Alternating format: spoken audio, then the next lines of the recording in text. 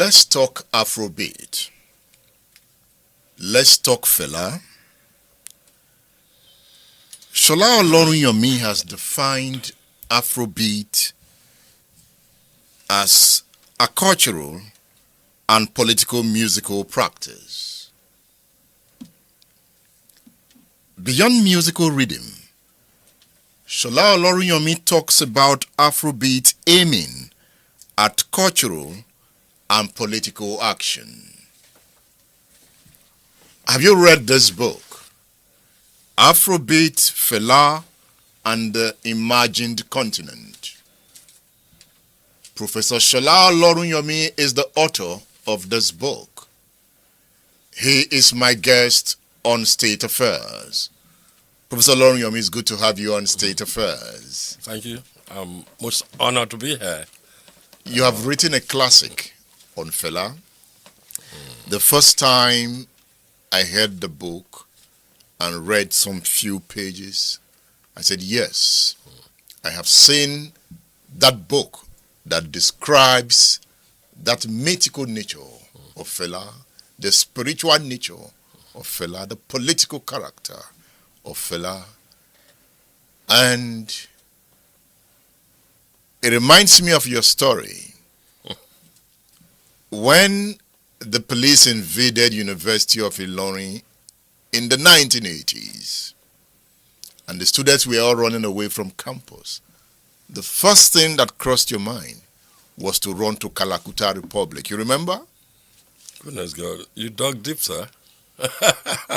I recall. Yeah, that was like 1984 thereabout, I think. Yeah. What was okay? Fine. It was it was basically a West African alliance of youth and students, but under an organization that we created in the late 70s called, our organization had been banned then, which used to be National Union of Nigerian Students. And then the year after, we gathered in Zaria at Samaru campus. I think some interesting Hamilton evening of November 1979, and formed. I think there were only 6 campuses then. I was a PRO of my own, basic studies from, what used to be the Kwara State School of Technology, but it was a basic, all this Cambridge related things. So I'd matriculated for tertiary education by 78, and then 79 we were on this project, and then sooner afterwards we came under again. It was military rule, don't forget, and then we came under severe response with the same forces that had led to what used to be called Ali Must Go of the earlier year. And NANS from the outset didn't have a respite because we had fashioned our work to a level that was a lot more embracing of an international perspective, not limiting it just to Nigeria. So, come 84, there was a general understanding. There was no internet then, recall.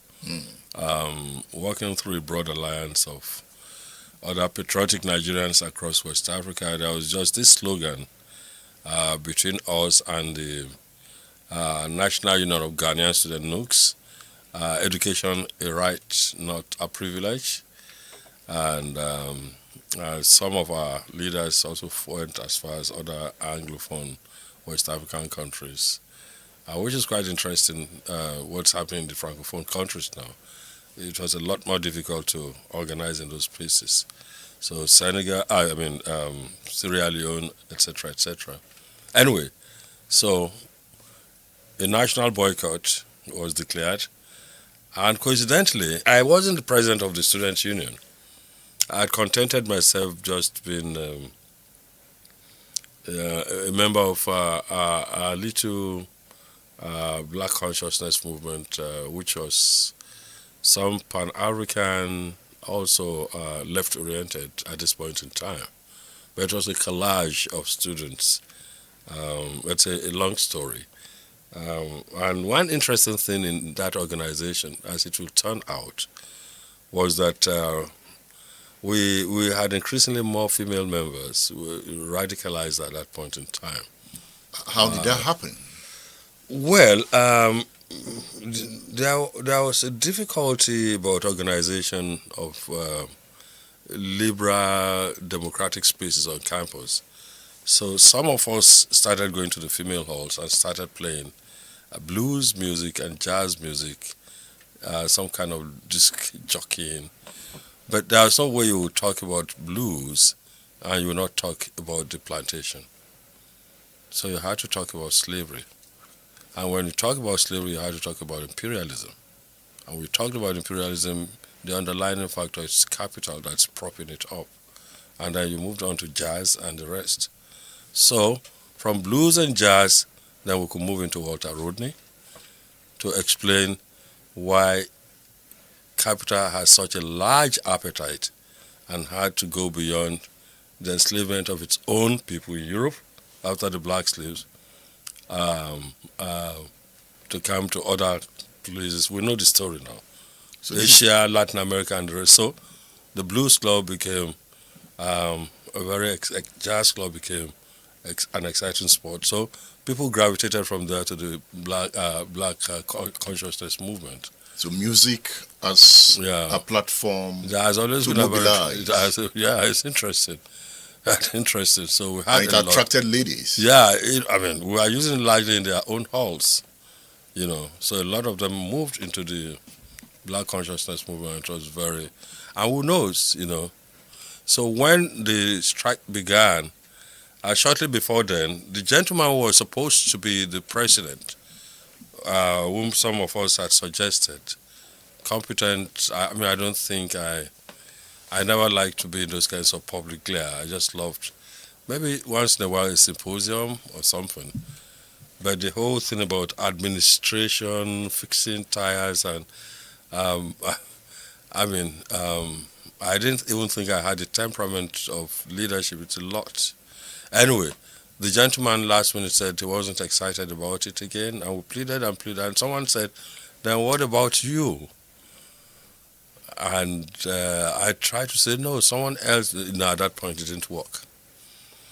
So it was either we were going to be excited about it. So I was there. And by my own experience, I had the benefit of, at this point also,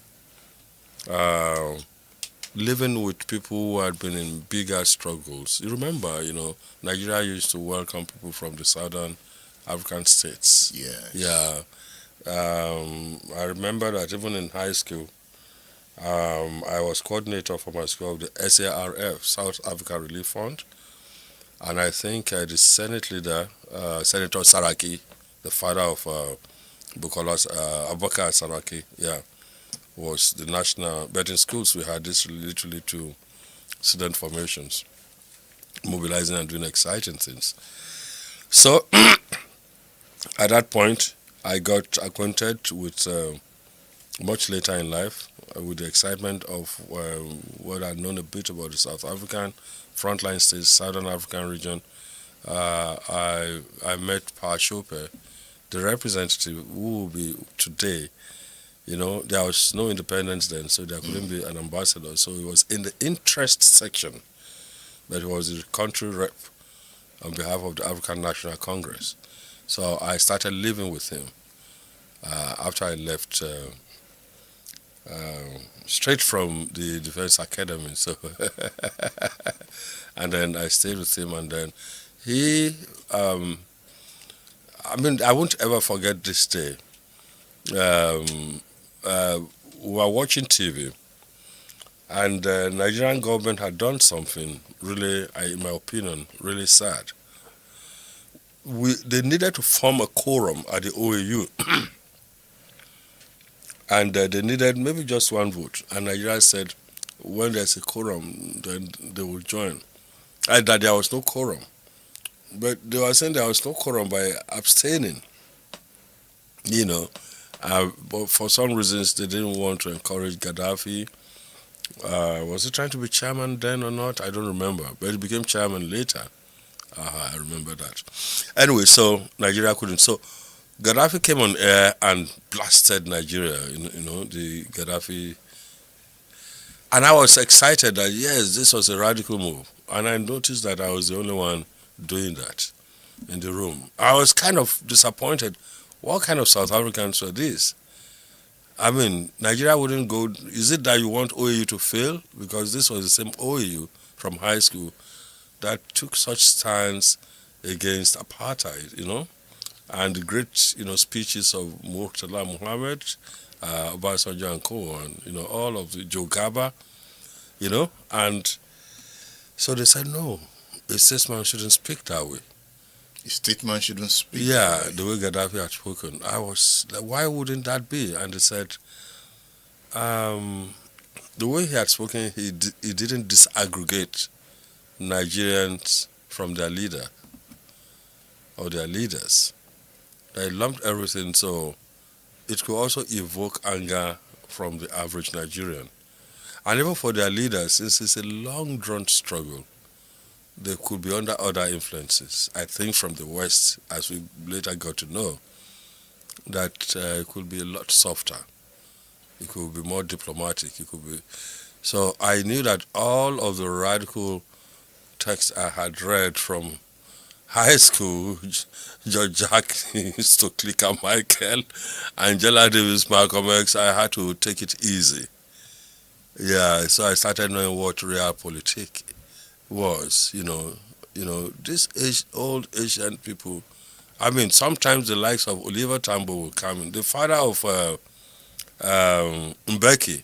Yeah. Yeah, all of them came in and out of that same house, You met them? Oh, of course, yes. That was secretariat, don't forget.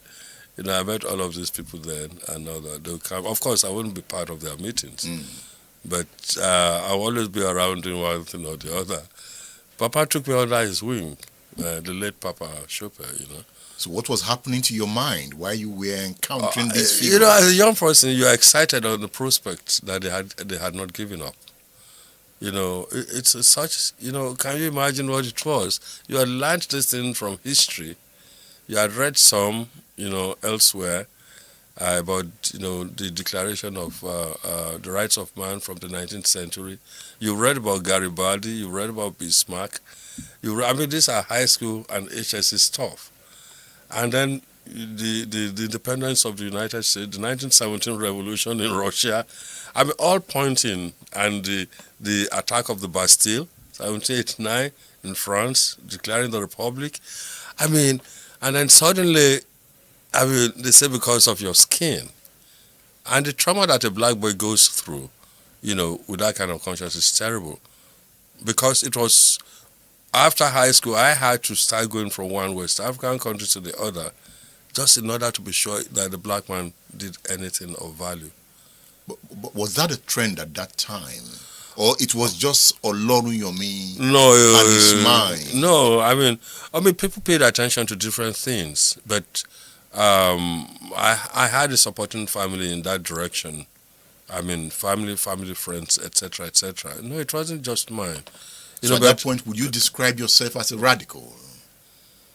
I think I was just I just was not happy. I just wasn't too happy, because the idea that black people were inferior, I was just happy with that. I was angry. I thought I could fight also, whichever way. Sometimes I'll foolishly ask my dad if there was a juju. I weren't supposed to say that in a Christian family.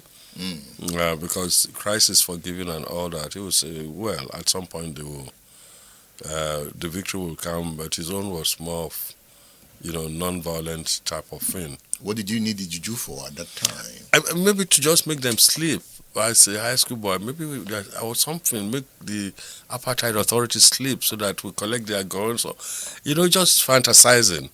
But with the benefit of hindsight, juju should be able to do that. Well, the stories tell us, but we don't even know what juju is, because it's described, it's analyzed or articulated differently. But I do know that the materiality of things sometimes are are covered in incantations, but whether they work as material objects, no, I don't know. But I know that that process of what the Yoruba will call offer is a container of knowledge. That's a different story. But anyway, the most important thing, I couldn't make any juju. But I'm just saying, the psyche on the black child. So I had to be traveling from one place to the other. I had to go and see if there was such a thing as, what's that place called again, Timbuktu? So much later. You went that far? I had to. How were you able to get there? Who sponsored you? No. This is family, basically. This is family, friends. And then I'll write things in the editorial. I wouldn't get much. But, imagine a young person comes just saying all kinds of funny things to you. You say, hell, okay, for his excitement. Okay, if you are going to Ghana, be careful. At night, you may, so can you take this 30,000? Can you take this 40,000? I slept at parks. You've always been an explorer. Yeah, well, maybe. Yeah, I slept in all kinds of places, just to... For the sake of Africa. Well, no, for my own curiosity, but knowing the continent a bit, yeah. Nobody sent me for the sake of Africa. It was just for my own emotional balance, Yeah. But you were concerned about the emancipation of the black man. Yeah, the idea of not liking cheating generally. I didn't want the white man either to be cheated. I just didn't want... It's so ridiculous to find out that the tide was really on us. It's pretty sad. Let's come back to University of Ilorin. Okay. You remember that day the police invaded the campus? Okay, fine. So finally, education is a right, not a privilege. So the National Association of Nigeria, with all that background, decides to... So I was president now. And then we've resolved at the level of the union, at a national level. But I guess each authority was trying to see if they could dissuade their individual. And of course, they didn't want the boycott. And let's be clear, for the benefit of people coming behind and history. This is not a group of young men and women throwing stones or anything. These were young men and women who sat down, consulted the best of texts, showed very clearly how education could be run, showed how free enterprise model could run it, and at what cost to the people, and show how fairly more statist intervention, like in Sweden, Norway, Denmark, and the rest. These are university undergraduates. We had a position paper, it was a tome. We gave to the Ministry of Education, we gave to the individual vice chancellors and the rest of it. Obviously, they were overwhelmed and I think gently impressed. But then there was a military rule, so they still just had to do what they did. But for Ilorin, I think the slight problem is they had not had that kind of culture of liberal education for so long. Unlike maybe ABU, particularly if UNN, these are also places, as coordinating for NANS that I had to go mobilizing for this when you are sent to some of these places. And during this period, I discovered that Ilorin didn't have that kind of space of understanding dissent or disagreement by students, and there was still a lot of trying to help you write your constitution type of, and they couldn't understand when I was saying, no, we are not your union. Get off, you are a bunch of lecturers. You have your union. This is not your union. They can't understand that. Or people directly in the registry, they couldn't understand that. And I guess we must be a lot small in stature then. So all of it must, and we were saying big things apparently. Because how did this writer put it? I won't be doing pretentious humility here. We tried to consult literature. Yeah, we took ourselves seriously. We weren't just mouthing slogans. We were doing analysis of political economy, of of politics, economics, and the philosophy governing all of At this. that level. Oh, yeah. I mean, there are young people doing this. Their voices are muffled. They are all doing it. Some of the people with me in the studio are still doing this. You know, and they've been doing this as undergraduates. They may be doctoral candidates now. They've been doing this everywhere. You know, it's just that the state promotes a couple of more pliant and sometimes differently motivated young people who want to go and meet, claiming their association as students. They're following the wrong examples. Drivers follow drivers association. Mechanics follow. It's only at the university level that I find, students not wanting to follow the habit of fairly more temperate habit of their teachers. But we used to then. But I think through the constant barrage of the state to get sensitive voices, voices that cared about the environment and the future of Nigeria out of the university system. But I can count how many of us died. It's important, either by commuting from one school to the other. I almost could have lost my life because at some point I was commuting very many universities. I mean, I don't have to mention, and it may be too heavy for the families. Yeah, people from Unimide, particularly Zaria, we lost at least. Abdurrahman Black is okay. I'm speaking again already. Abdurrahman Black is gone. Yaradua is gone. Yaradua, the same Yaradua family cousin, is gone. Now he was one professor much later. He's also gone.